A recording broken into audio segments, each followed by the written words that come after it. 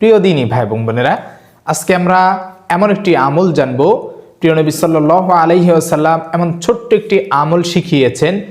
যদি আপনি অনেক পেরেশানিতে থাকেন, অনেক দুশ্চিন্তা হতাশাগ্রস্ততে থাকেন, বা বিভিন্ন ধরনের বিপদ আপদ বালা মুসিবত আপনাকে পেয়ে বসে, তাহলে সেই ক্ষেত্রে এই ছোট্ট আমলটা যদি করেন, আমি যেভাবে বলবো এই নিয়মে মাথাটা একটু উঁচু করে আসমানের দিকে তাকিয়ে মাত্র 7 বার পাঠ করবেন, ইনশাআল্লাহ দুনিয়ার এমন কোনো দুশ্চিন্তা নাই, এমন কোনো হতাশা বা এমন কোনো পেরেশানি নাই যা আপনাকে পেয়ে বসবে, একেবারে দূর হয়ে যাবে ইনশাআল্লাহ। আল্লাহ তাআলা সব কিছু গায়বীভাবে এমনভাবে আপনাকে সাহায্য করবেন, যেই সাহায্যের মাধ্যমে আপনার দুশ্চিন্তা দূর হয়ে যাবে, আপনার হতাশা দূর হয়ে যাবে।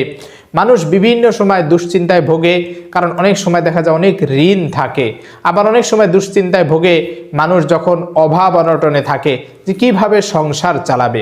তো এইগুলো যদি এগুলো থেকে পরিত্রাণ যদি পেতে হয়, আজকে যেই আমলের কথাগুলো বলবো মনোযোগ সহকারে সম্পূর্ণ ভিডিওটি দেখবেন, ইনশাআল্লাহ আপনার জীবন থেকে হতাশা, দুশ্চিন্তা, অভাব অনটন সব দূর হয়ে যাবে ইনশাআল্লাহ।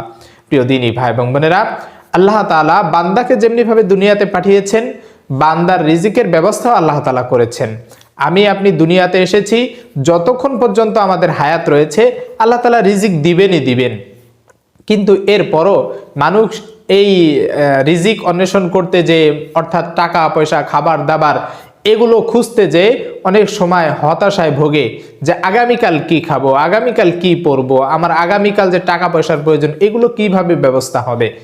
এগুলো তো আল্লাহ তাআলা ব্যবস্থা করেই রেখেছেন, কিন্তু বান্দা অনেক সময় আল্লাহ তাআলা থেকে বিমুখ হয়ে যাওয়ার কারণে আল্লাহ তাআলা বান্দাকে একটু উপলব্ধি করার জন্য পেরেশানিতে ফেলে থাকেন। বান্দা একটু পরীক্ষা করার জন্য, ইমানি পরীক্ষা করার জন্য বান্দাকে হতাশার ভিতরে ফেলে দেন, বান্দাকে দুঃখ কষ্টের ভিতরে ডুবিয়ে রাখেন। তাই প্রিয় দিনী ভাই এবং বোনেরা, আমাদের সর্ব অবস্থায় আল্লাহ তাআলার জিকির, আল্লাহ তাআলার স্মরণ অন্তরে রাখতে হবে। আমি যখন অনেক কোটিপতি হয়ে যাই, আমি যখন লাখপতি হয়ে যাই, আমার যখন অনেক টাকা পয়সা হয়ে যায়, তখনই আমি করি কি, আমি নামাজ থেকে দূরে সরে যাই, আমি আল্লাহ তাআলাকে ভুলে যাই। আর এই কারণেই আল্লাহ তাআলা বিভিন্ন সময় বিপদ আপদ বালা মুসিবত দুশ্চিন্তা হতাশা দিয়ে আমাকে পরীক্ষা করেন। আমার বান্দা, এখন তুমি কোথায় যাবে, আমি ছাড়া তোমার কেউ নাই। আর বান্দা যখন ফিরে আসে আল্লাহ তাআলার কাছে ক্ষমা চেয়ে নেয়, যে আল্লাহ যা হয়েছে অনেক খারাপ হয়েছে, আমি অনেক খারাপ করেছি, অন্যায় করেছি, তোমার ইবাদত থেকে আমি বিমুখ হয়ে গেছি, নামাজ ঠিক মতো পড়ি না, এখন আমার অনেক টাকার হওয়ার কারণে দেখা যায় যে এই সম্পদের কারণে, ব্যস্ততার কারণে আমি নামাজটাই বাদ দিয়ে দিয়েছি, অথচ এই নামাজ আমার আগে ঠিক রাখার দরকার ছিল। তাহলে আল্লাহ তাআলা খুশি হয়ে যেত বান্দার উপরে, এবং হতাশা দুশ্চিন্তা সবকিছু আল্লাহ তাআলা সর্ব অবস্থায় বান্দার থেকে দূরে রাখতো।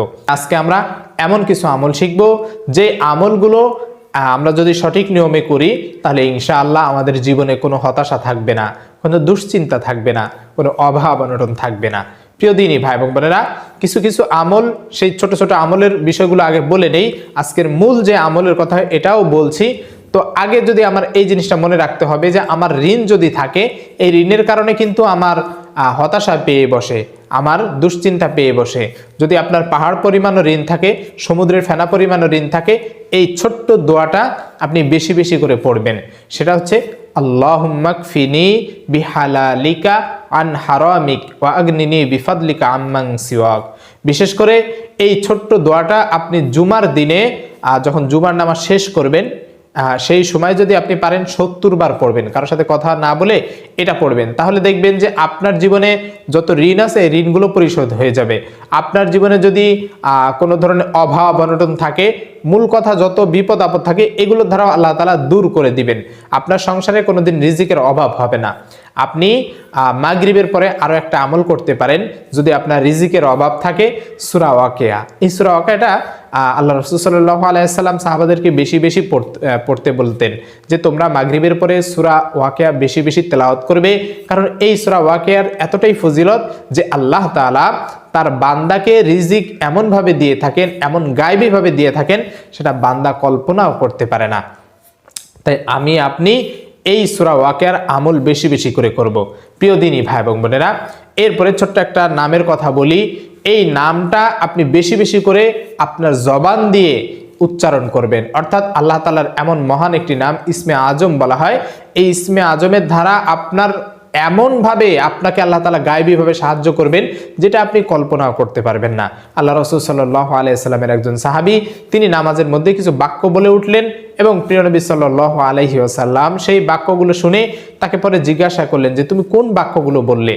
পরে দেখলো যে এই সাহাবী এমন কিছু বাক্য বলে উঠলেন, আল্লাহ রাসূল সাল্লাল্লাহু আলাইহি সাল্লাম বললেন যে নিশ্চিতভাবে এ হচ্ছে ইসমে আজম পাঠ করেছে, আর ইসমে আজমের মাধ্যমে মানুষের যাবতীয় চাওয়া পাওয়া হাজত আল্লাহ তাআলা পূরণ করে থাকেন।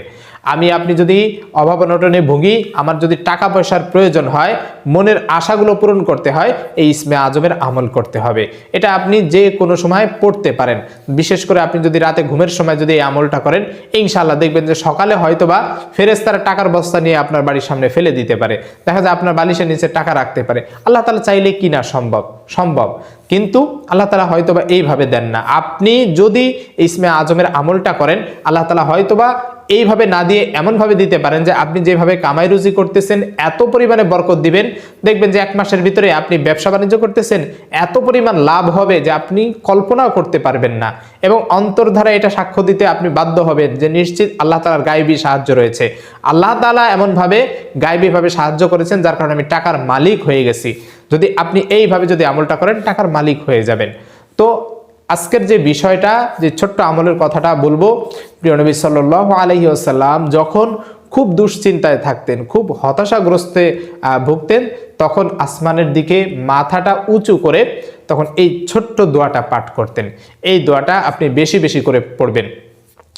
দুনিয়ার যত প্রকারের দুশ্চিন্তা থাকেন না কেন, যে কোনো কারণেই হোক না, পেরেশানি আসতেই পারে। মানুষের জীবনে পেরেশানি আসবে, হতাশা আসবে, এটা নতুন কোনো বিষয় নয়, আসবে, এটাই স্বাভাবিক। তো এই জন্য আপনার এই আমলের মাধ্যমে এগুলোকে দূর করতে হবে। আল্লাহ তাআলা দূর করে দিবেন এই ছোট্ট আমলের মাধ্যমে। 2টি দোয়া, একটা দোয়া হচ্ছে সুবহানাল্লাহিল আযীম। রাসূল সাল্লাল্লাহু আলাইহি ওয়াসাল্লাম এই দোয়াটা পড়তেন। এটা আবু হুরায়রা রাদিয়াল্লাহু তাআলা আনহু থেকে বর্ণিত। তিনি বলেন রাসূল সাল্লাল্লাহু আলাইহি ওয়াসাল্লাম যখন খুব চিন্তিত থাকতেন, হতাশায় থাকতেন, তখন আল্লাহ রাসূল সাল্লাল্লাহু আলাইহি ওয়াসাল্লাম আসমানের দিকে এভাবে মাথা উঠিয়ে এই ছোট্ট দোয়াটা বেশি পরিমাণে পাঠ করতেন, সুবহানাল্লাহিল আযীম, সুবহানাল্লাহিল আযীম। এরপরে এই দুশ্চিন্তা হতাশা যদি আরো জোরালোভাবে হতো, অর্থাৎ অধিক পরিমাণে হতো, তাহলে এই ছোট্ট দোয়াটা এর সাথে পড়তেন, ইয়া হাইয়ু ইয়া কাইয়ুম, ইয়া হাইয়ু ইয়া কাইয়ুম, ইয়া হাইয়ু ইয়া কাইয়ুম। এই ছোট্ট দুটি নাম আল্লাহ তাআলার, এই দুটি মহান নাম পড়তেন বেশি বেশি করে। এর দ্বারা আল্লাহ তাআলা একেবারে হতাশা, দুশ্চিন্তা, বিপদ আপদ, বালা মুসিবত সব দূর করে দিবেন। এই জন্য আপনি বেশি বেশি করে এই ছোট্ট 2টি দোয়া বেশি বেশি করে পাঠ করবেন। আপনার জীবনে ইনশাআল্লাহ কখনোই হতাশা, অভাব অনটন, যে আমলের কথাগুলো আজকে বললাম, এগুলো আপনাকে ছুঁতে পারবে না ইনশাআল্লাহ। তাই আপনি এই আমলগুলো প্রতিনিয়ত করবেন, আপনার অভাব অনটন দূর হয়ে যাবে, আপনার মনের আশা পূরণ হবে, আপনি অতি দ্রুত ধনী হয়ে যাবেন ইনশাআল্লাহ।